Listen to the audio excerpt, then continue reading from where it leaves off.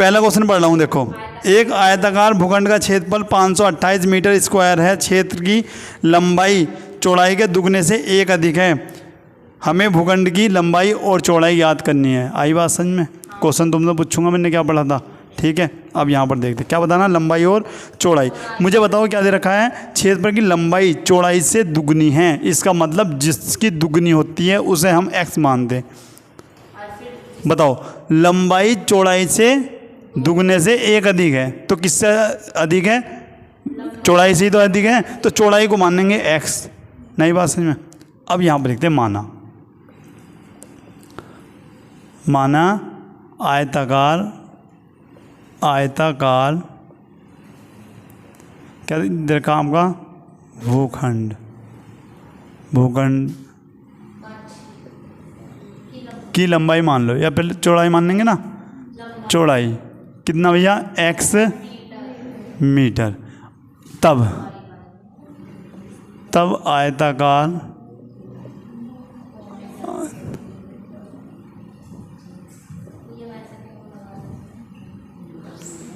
की लंबाई।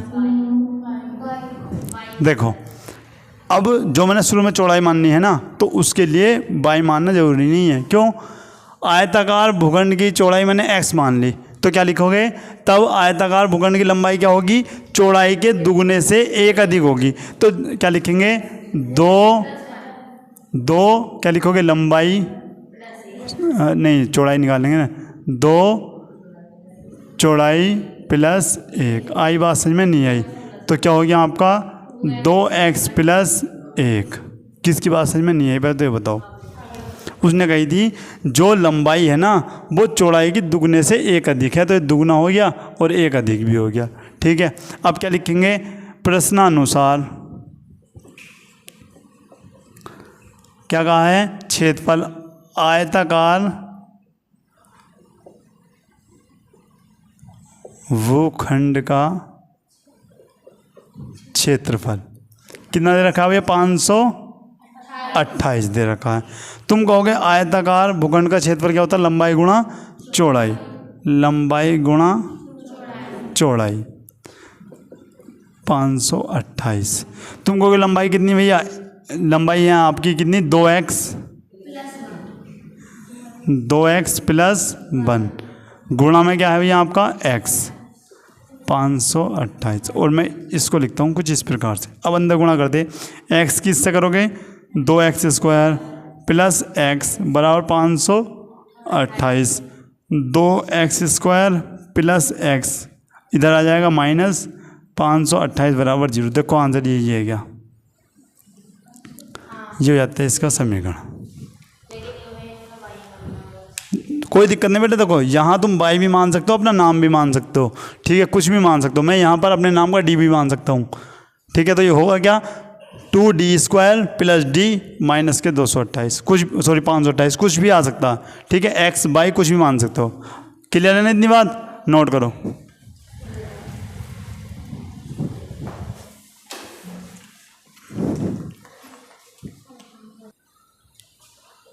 यहाँ पर देखो भाई, क्वेश्चन नंबर 2 क्या है? 2 क्रमागत धनात्मक पूर्णांकों का गुणनफल 306 है और हमें पूर्णांकों को ज्ञात करना है, ठीक है ना। तो देखो यहाँ पर देखो, सबसे पहले क्या करते हैं भैया?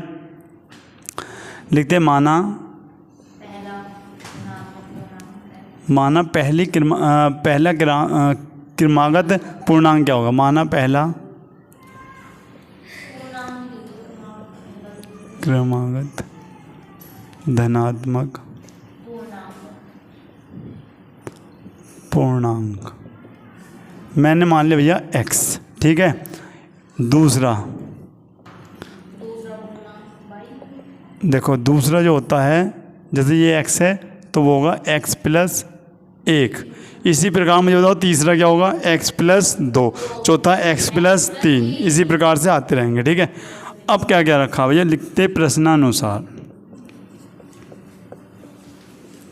उसने कहा है गुणनफल कितना दे रखा है? 306, यानी x और x प्लस 1 की गुणा कितनी दे रखी है? 306, यानी x स्क्वायर प्लस x बराबर 306।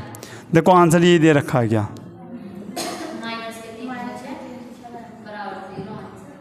बस ये आंसर है। लेकिन अगर हम x का मान निकालें तो कौन निकाल सकता है बताओ? निकाल लोगे ना? यानी 306 के ऐसे फैक्टर कि हमारा क्या है भैया? 1000 है। कर सकते हैं ना? सिखाया भी होगा मैंने अच्छे से, नोट करो इसको। आंसर दे रखा? हाँ बेटा, आंसर इतना ही निकालना था इसमें। तो सुनना, क्वेश्चन नंबर 3 क्या है? यानी रोहन की माँ उससे 26 वर्ष बड़ी है, उनकी आयु का गुणनफल अब से 3 वर्ष पश्चात 360 हो जाएगी। हमें रोहन की वर्तमान आयु ज्ञात करनी है, ठीक है ना? अब यहाँ पर देखो सबसे पहले क्या करते हैं, माना रोहन की आयु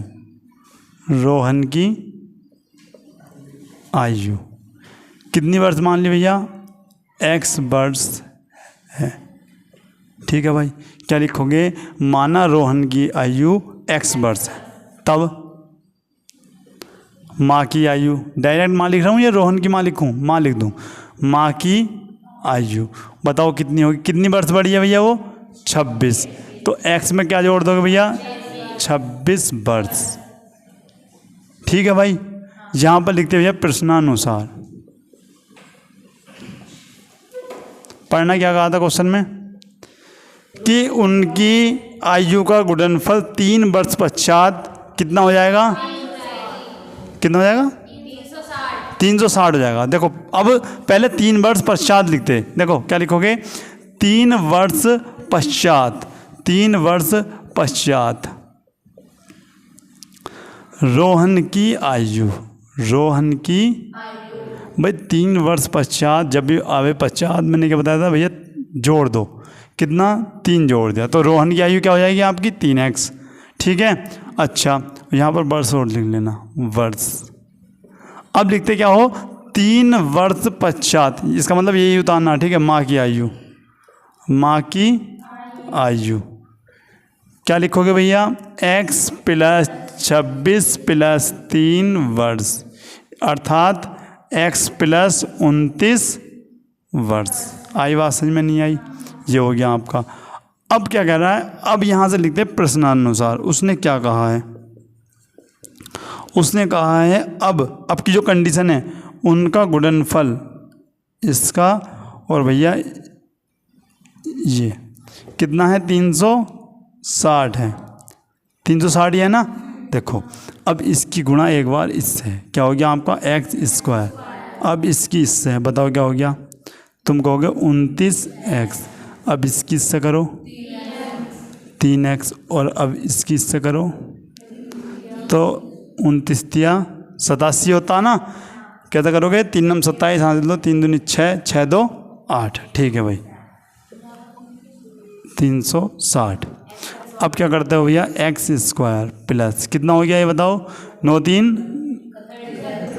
32 प्लस 87 हटाओ, चलो यहीं रहने दो। ये हो गया आपका 87 माइनस के 360। जल्दी से बताओ घटा कर क्या आएगा आपका? ये हो गया आपका x² प्लस 32x माइनस का आएगा। देखो ये बच गया आपका 3 और 15 में से ये बच गया आपके 7, यानी 273।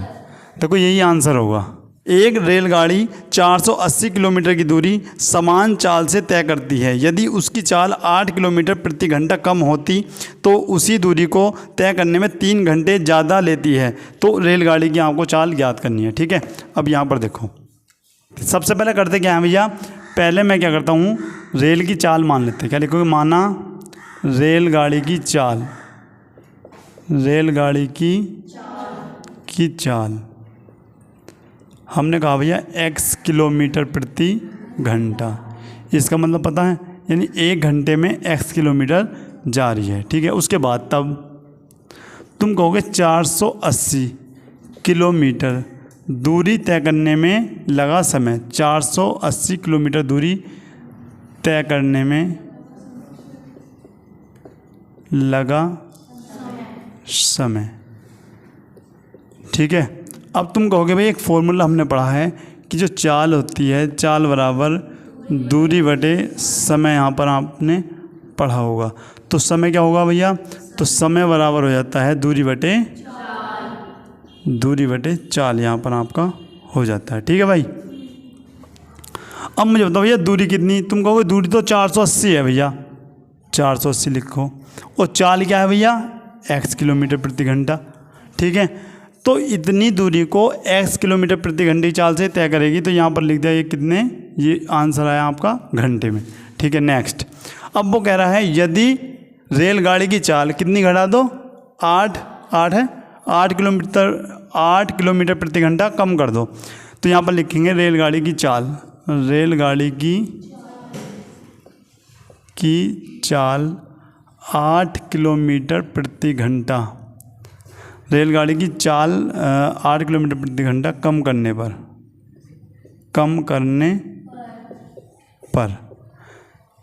तब रेलगाड़ी की बताओ कितनी होगी।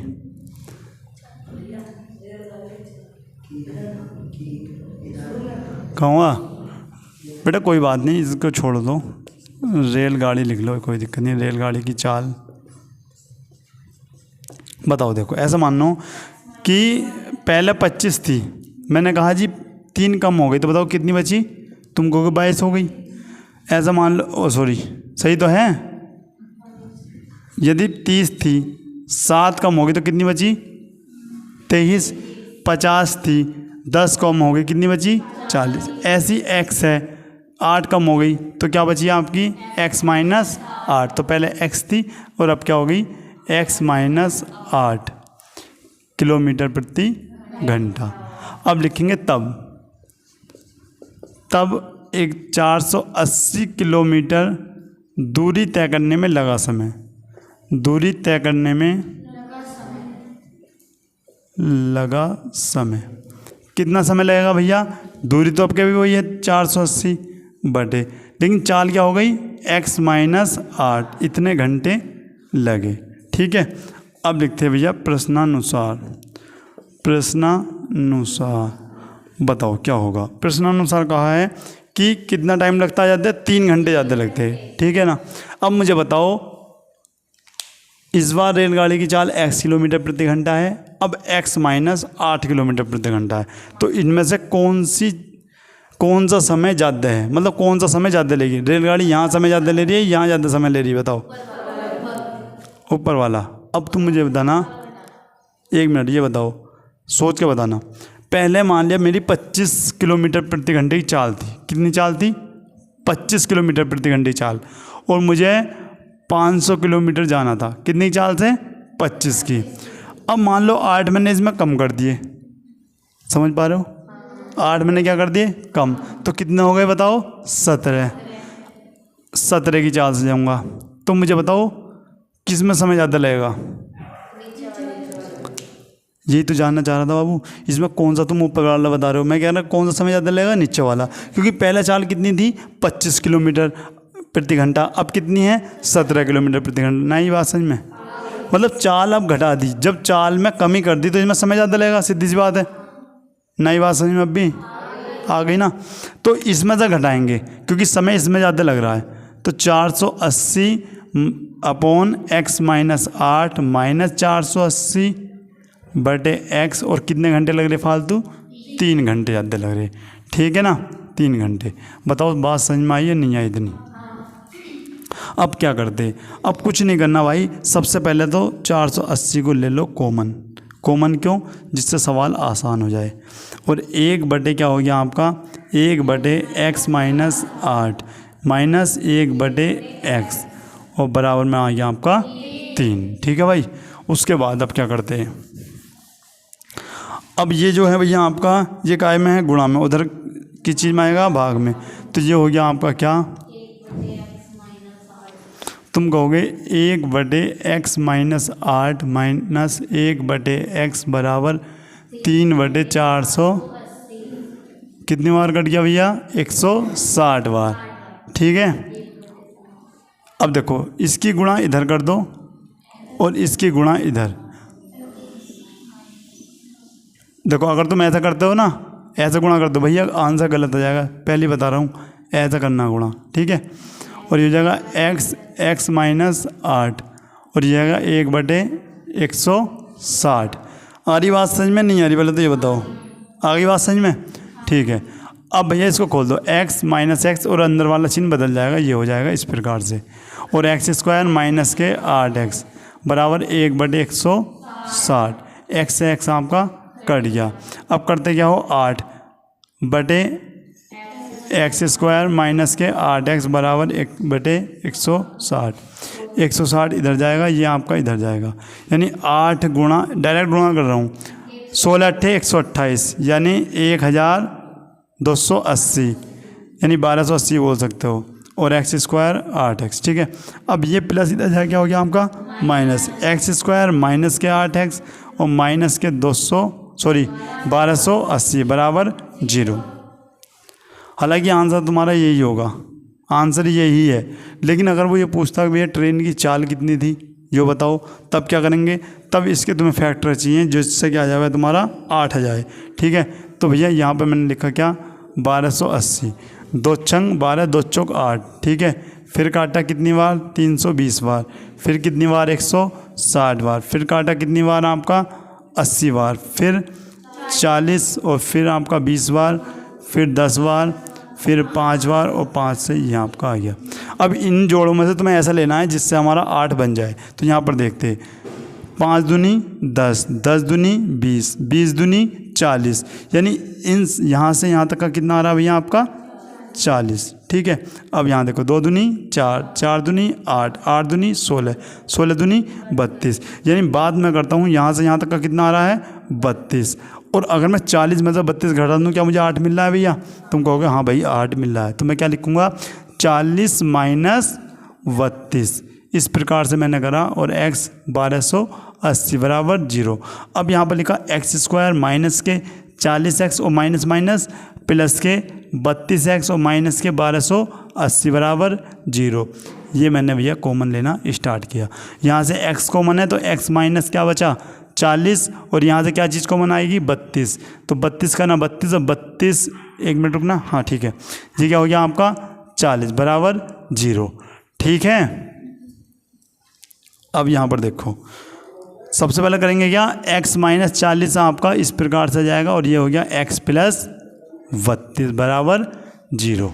अब लिखोगे क्या, यदि x माइनस 40 बराबर 0 हो गया आपका, तो x बराबर 40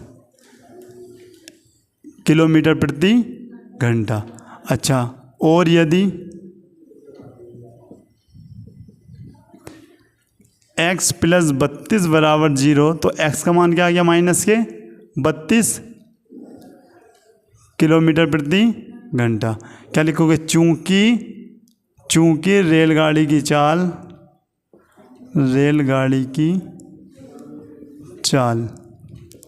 ऋणात्मक नहीं हो सकती,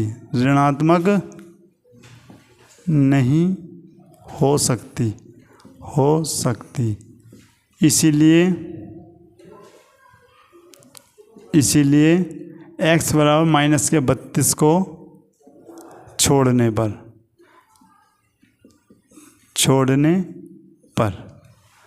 तो x का मान क्या आया भैया बताओ, 40। नई बात समझ में?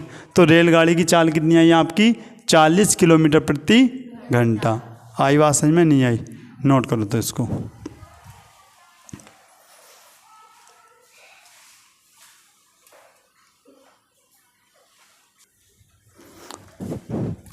हाँ भैया, आई बात समझ में? कर सकते हैं ना? ठीक है। तो कैसी लगी क्लास? समझ में आया सब कुछ? मिलते हैं नेक्स्ट क्लास में, तब तक के लिए जय हिंद।